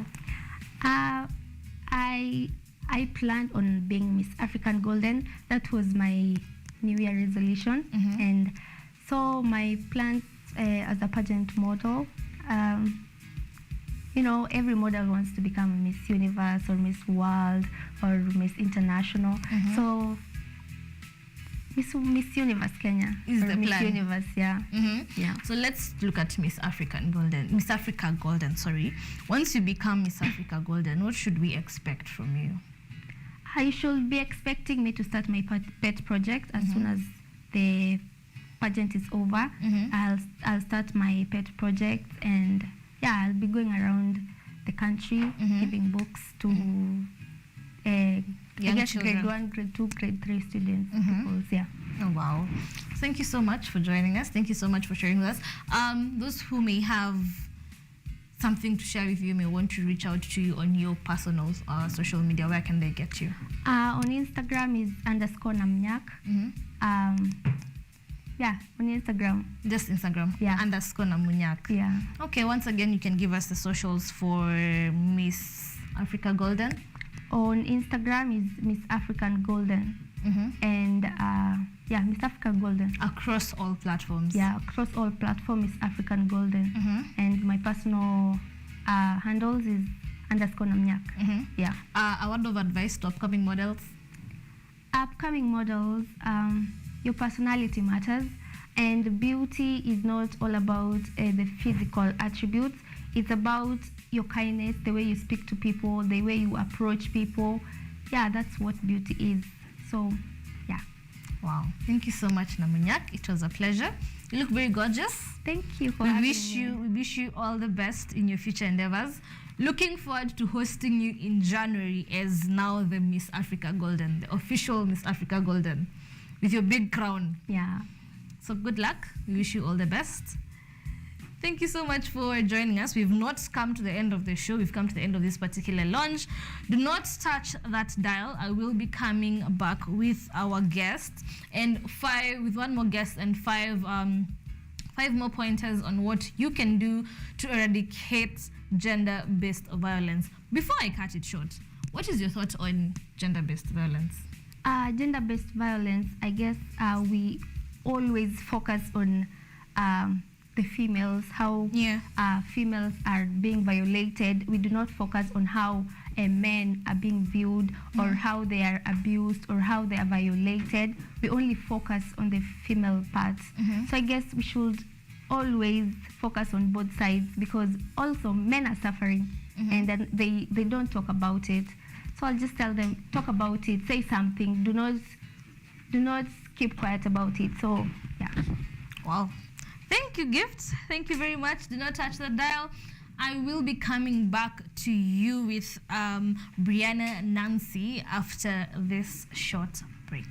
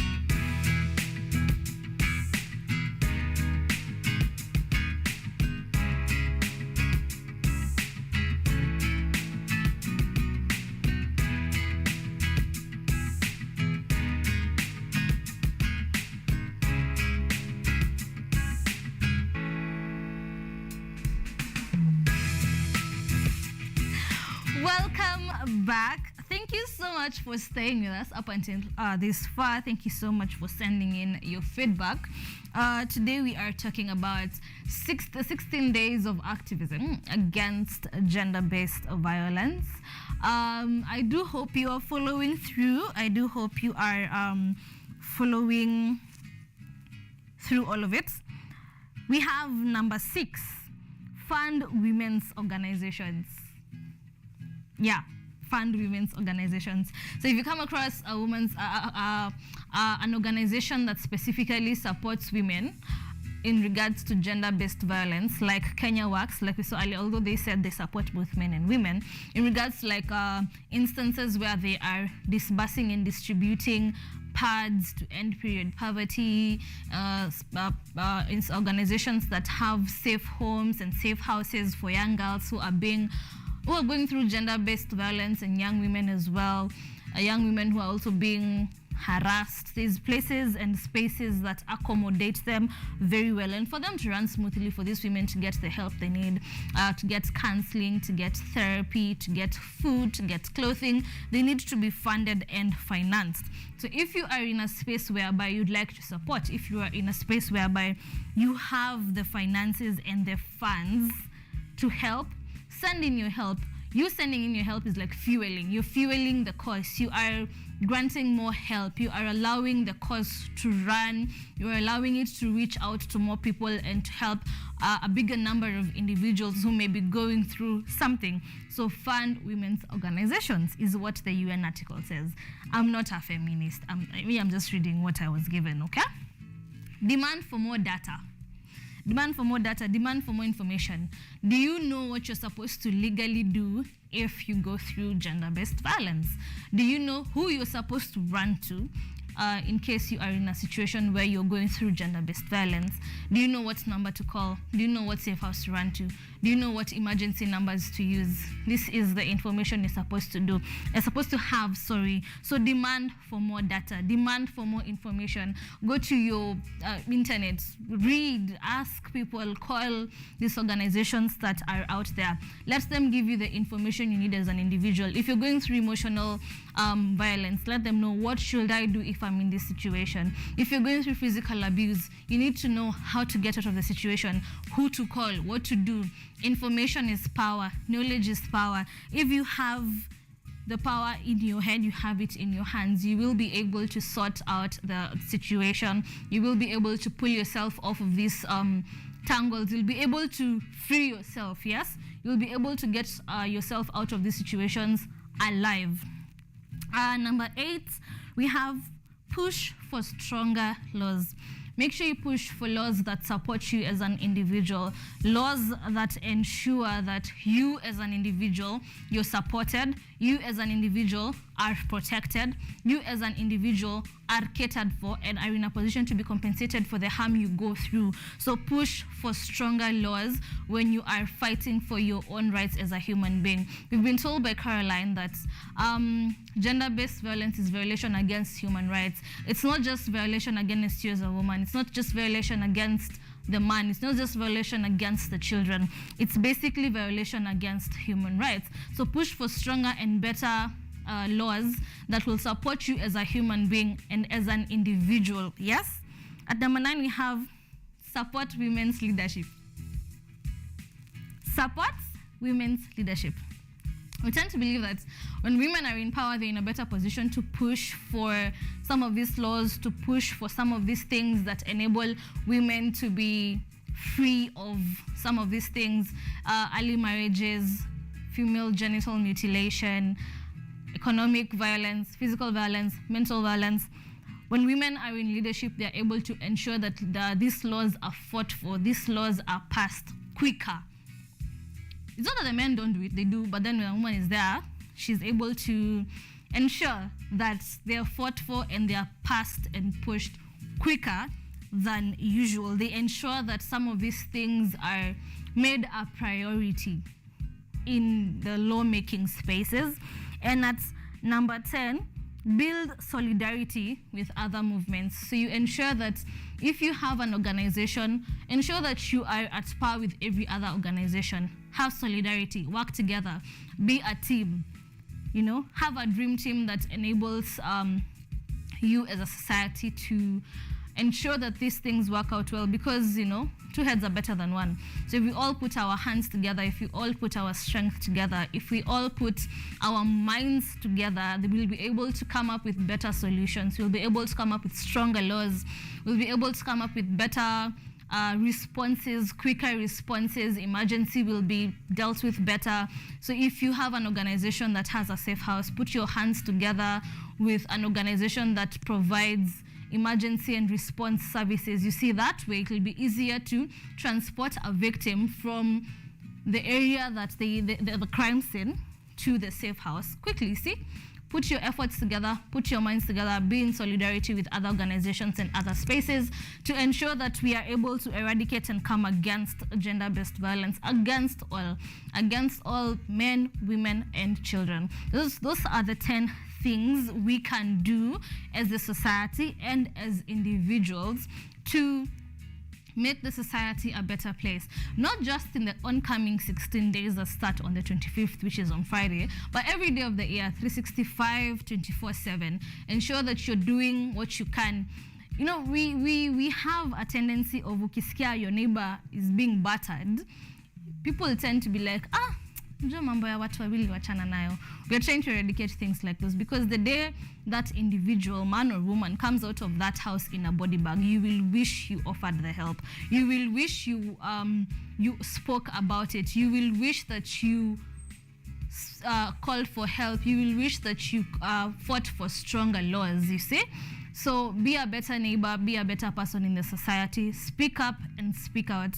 If someone you know is being battered and they're not courageous enough or they're not in a position to speak and fight for themselves, speak for them on their behalf as they garner the courage to go do it for themselves. So be a better person. You may not be going through it, but the person near you may leave their house in a body bag because you did not help. So be the help that we need. Again, 16 days, hashtag 16 days of activism against gender-based violence is the hashtag we're using. Make sure to tag at KUTV Kenya across all social media platforms. KUTV Kenya on Facebook, at KUTV Kenya on Instagram, and at KUTV_Kenya on Twitter. We are all fighting gender-based violence. I will be coming back after this short break with Brianna Nancy. Let's get changamke kidogo. Let's get into some music to ease in the mood that there is today, yeah? Do not touch that dial.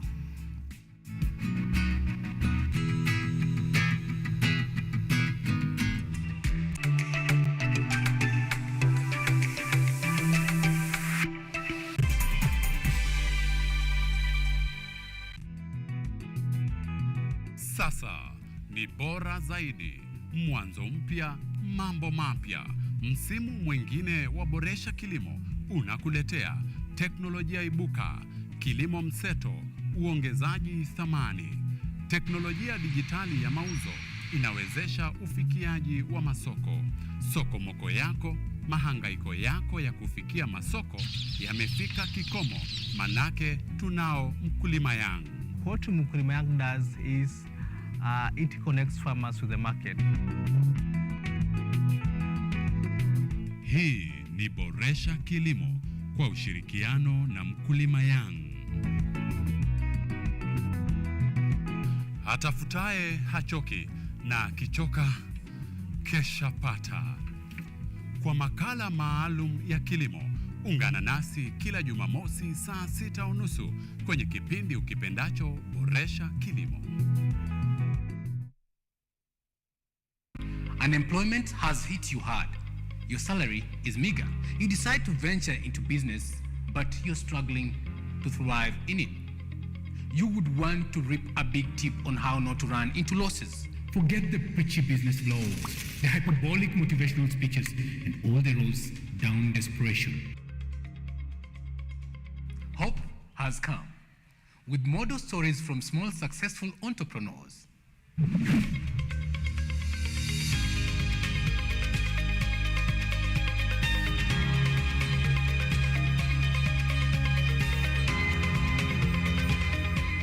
We tell you these tales weekly on The Budding Entrepreneur. Join us as we help you make your trade profitable and often smile to the bank.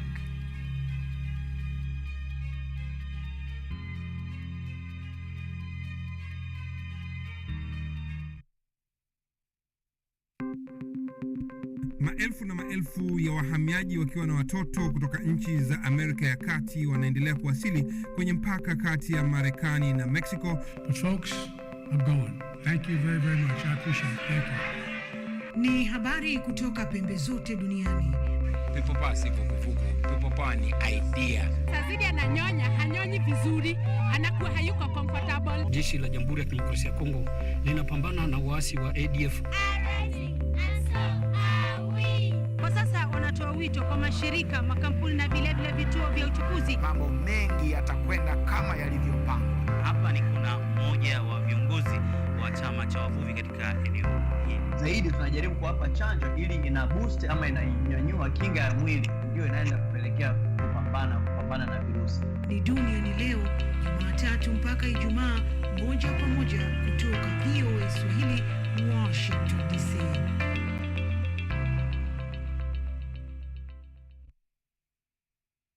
Hello everyone. This is the new chapter of Let's Be Fit. I'll be host DiCaplo. I'm here to give you various workouts. I'll be having different trainers.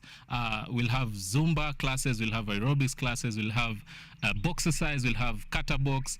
Just name them.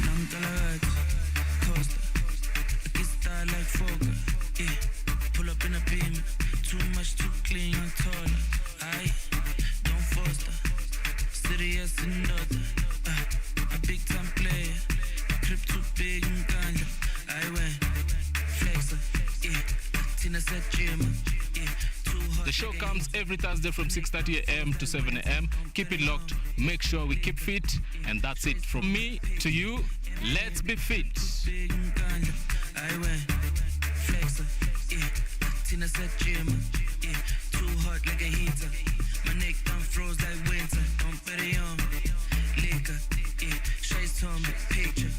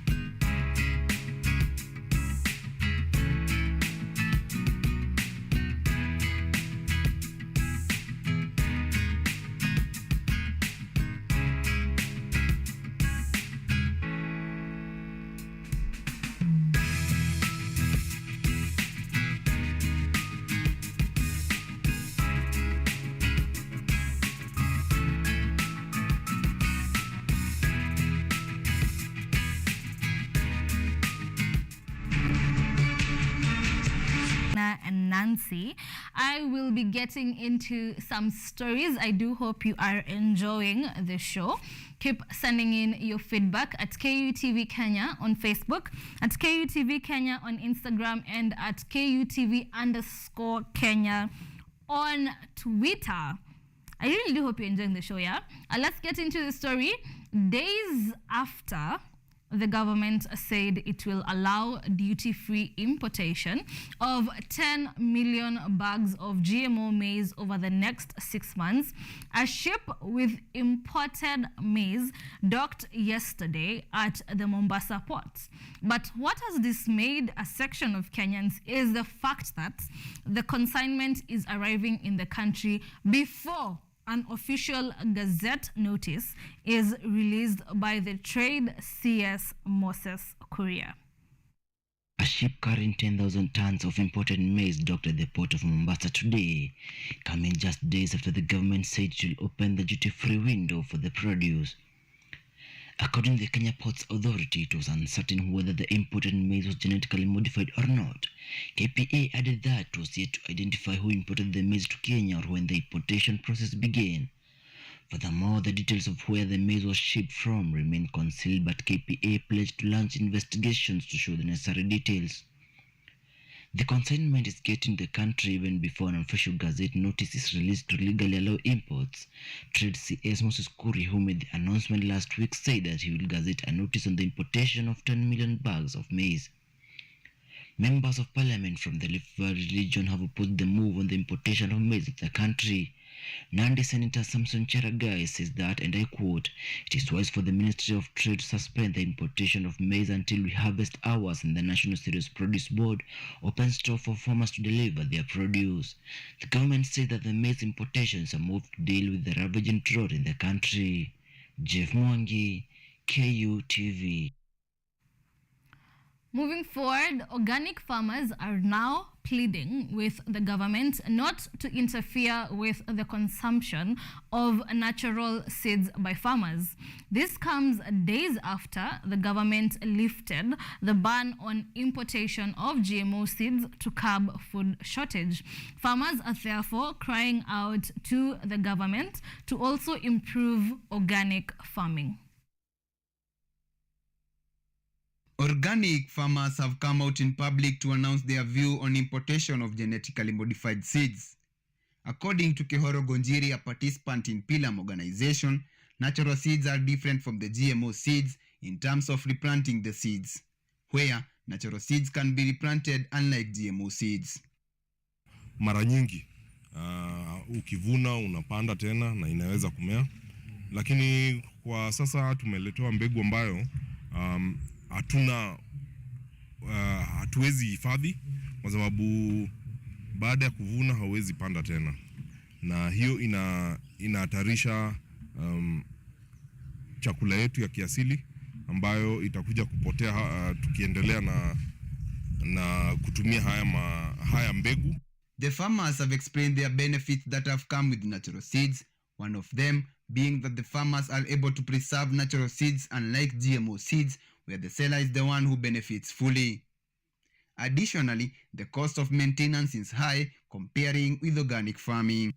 Sababu ambao nilichagua kulima hizi mbegu ni vile mbegu zangu najikuzia mwenyewe na nachagua mbegu mwenyewe na hifadhi mwenyewe. Huwa najitengezea mbolea naeka mbolea ya kawaida. Ni tofauti na kilimo cha kisasa ambacho watu wanalima mbegu za hybrid. Mbegu za hybrid ni mpaka kila wakati uende kwa agrovet ukanunue, na ukiangalia mahali fertilizer imefika wanauza 7,000 kwa gunia ya 50 kg. Sasa mkulima inampatia hasara kubwa. On the other hand, the farmers have said that the implementation of GMO will affect organic farming, for their sales will reduce. This will be felt once GMO foods start getting into the market. Mbegu tunasema ni politics. Na politics ni about hunger na mambo ya kushiba.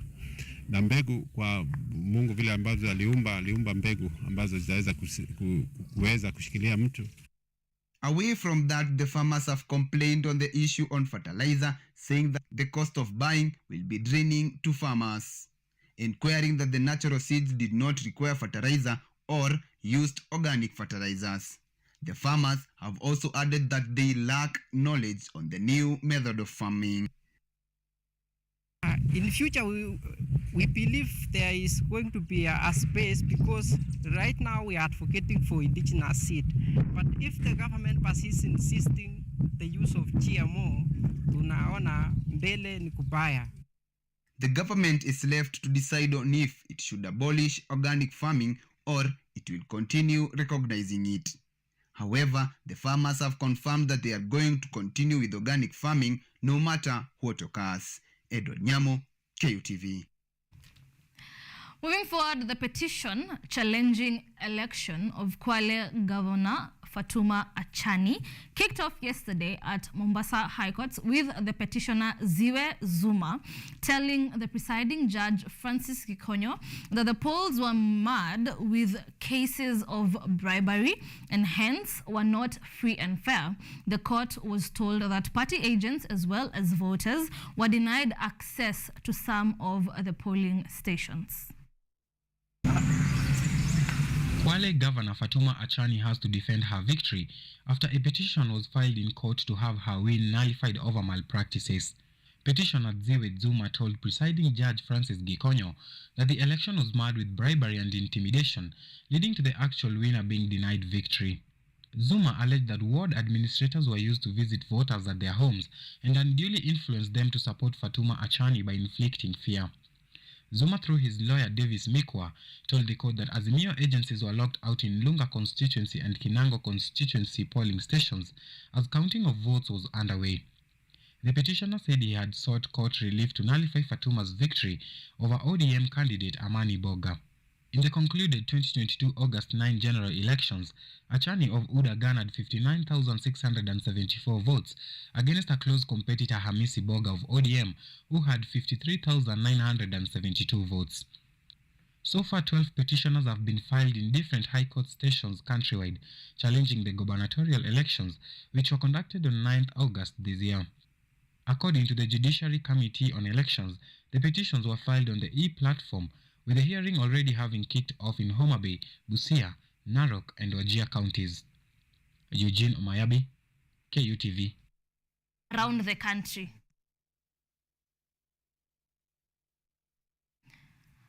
President William Ruto has arrived in South Korea after departing Kenya previously for a diplomacy visit.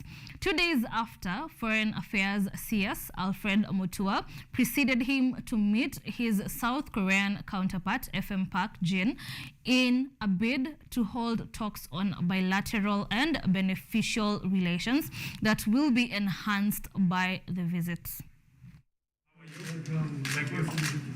President William Ruto has arrived in Seoul, South Korea for bilateral talks with President Yoon Suk-yeol aimed at expanding economic ties with the East Asian nation and exploring areas of cooperation, especially in ICT, education, pharmaceutical, and infrastructure. The Foreign Affairs Cabinet Secretary Dr. Alfred Mutua, upon his arrival, held talks with his South Korean counterpart Dr. FM Park Jin and discussed President Ruto's visit as well as the bilateral and beneficial relations that will be enhanced by the visit. The two leaders also engaged on major issues that the two nations would seek to broaden existing ties on common interest. President Ruto is scheduled to meet the Kenyan community living in South Korea before attending a business forum where he will market Kenya as a suitable investment destination for foreign investors. The visit is also expected to open up job opportunities for tech survey youth in both countries. John Wahome, KUTV. National Bank of Kenya has launched its flagship education enablement program, Elimu Connect, committing shillings 2 billion towards the support of the education ecosystems within both primary and secondary schools.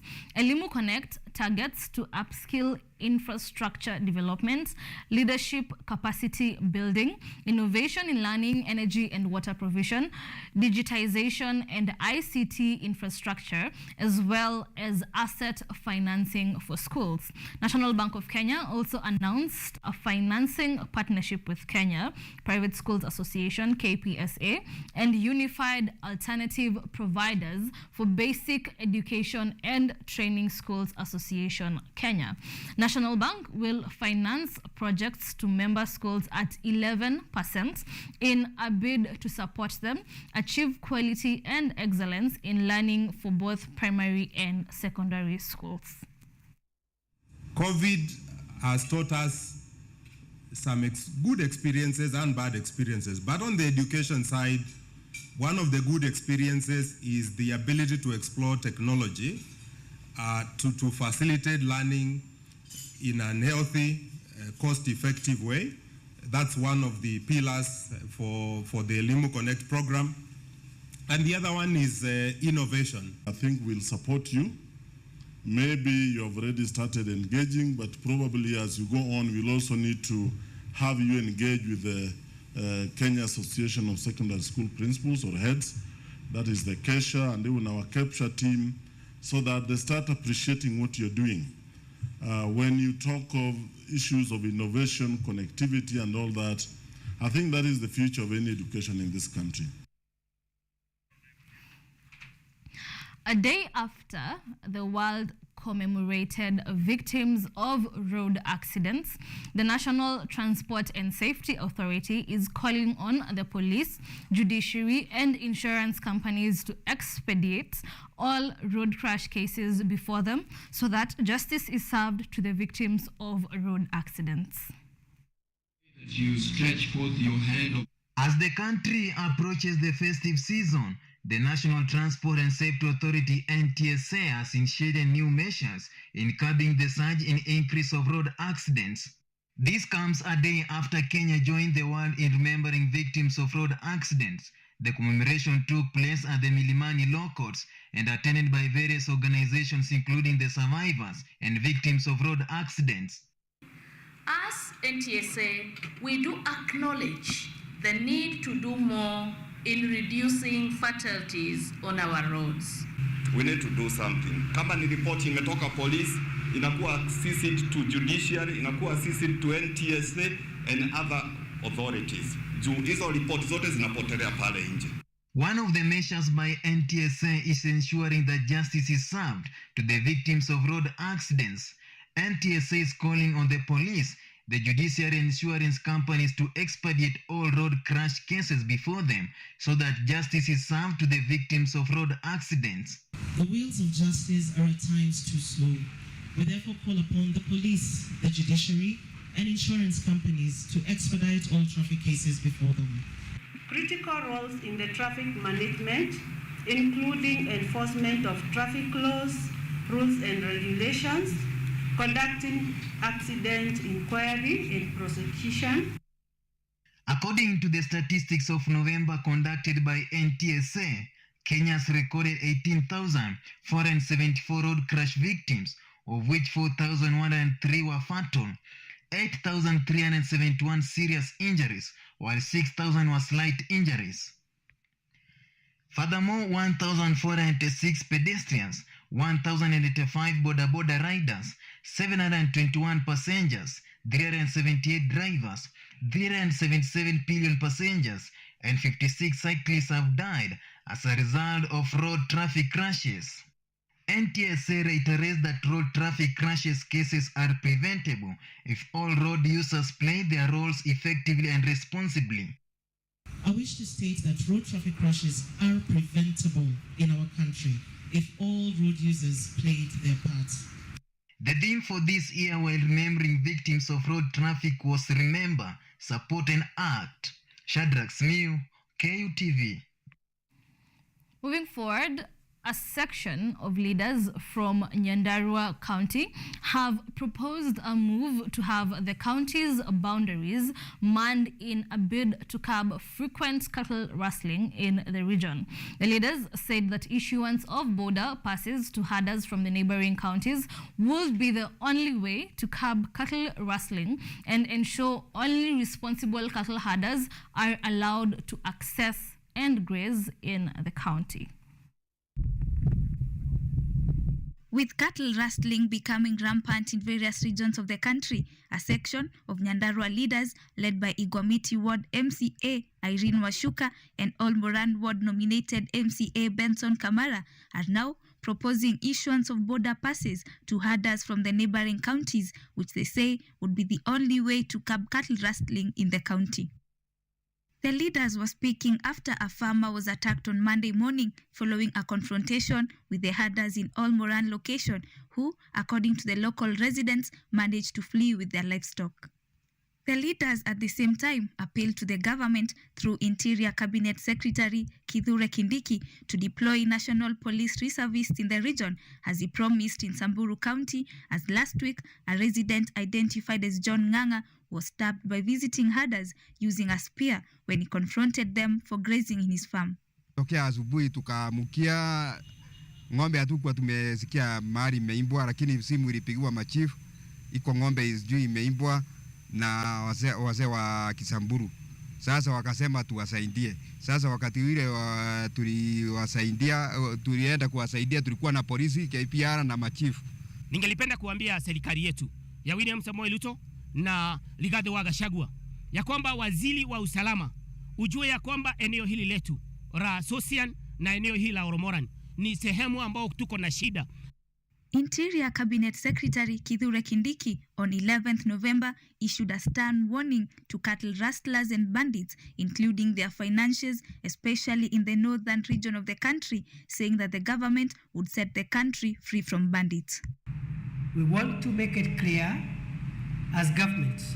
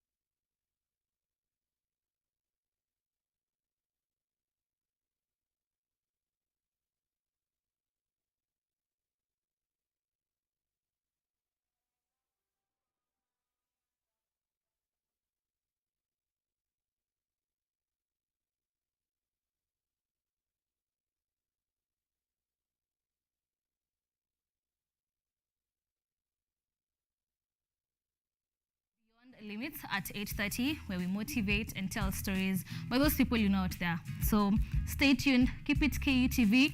You can follow me across all social media platforms at Wangari Gikunda everywhere: Twitter, Facebook, Instagram, LinkedIn. Wangari Gikunda is the place to find me. I have been your amazing host, Nina Gikunda. Thank you so much for tuning in. Thank you to everyone behind the cameras. Thank you to our producer. Thank you to the team in the gallery for making this happen, and to our guests for joining us today and blessing us with the amount of knowledge that they have. We have come to the end of this show. Take care of yourself, stay safe, and GBV. See you tomorrow and next week. Adios.